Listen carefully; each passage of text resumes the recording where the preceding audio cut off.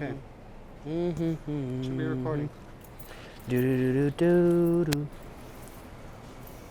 do do do do do do do do do do do do do do. Does the broom noise? Is that a problem? Okay.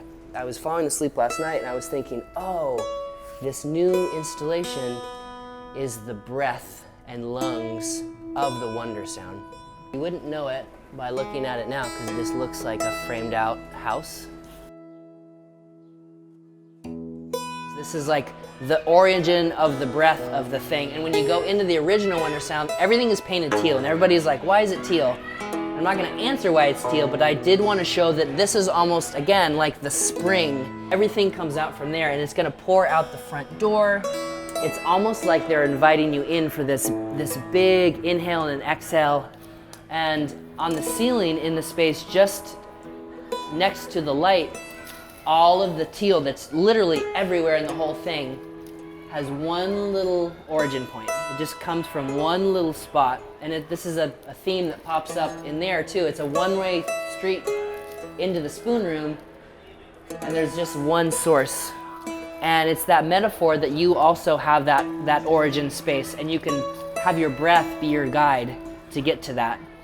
The flow of this is very much this circular element, and we're anticipating that people are gonna walk in that single doorway at the front and they're gonna pass by a lot of the things that are on the walls initially. And that's great for us because it brings people into the central space.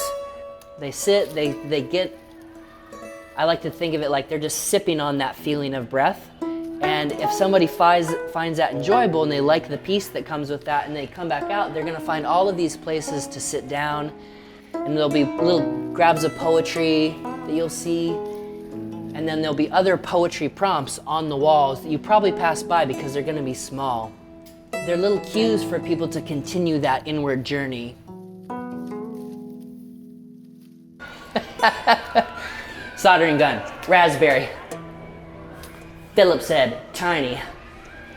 And Phil's head. And Phil's head.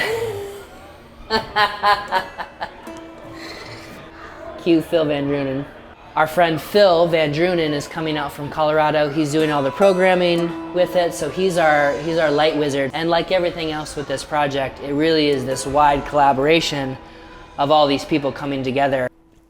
When I get to do these installations with different museums, it's like stepping into little families.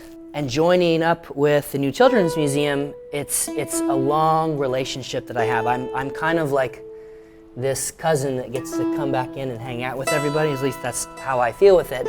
But there's this dynamic of trust that has existed for, going on a decade.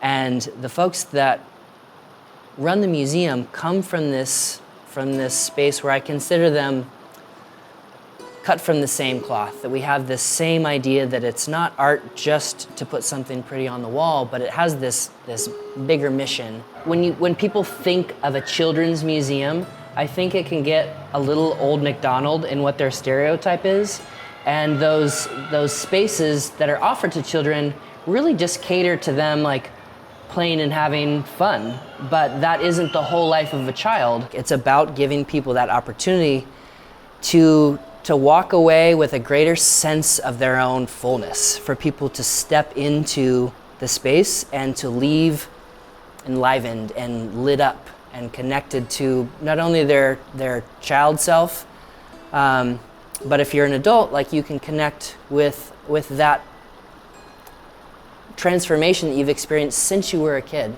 And I think that the New Children's Museum does a really good job at catering to an intergenerational experience.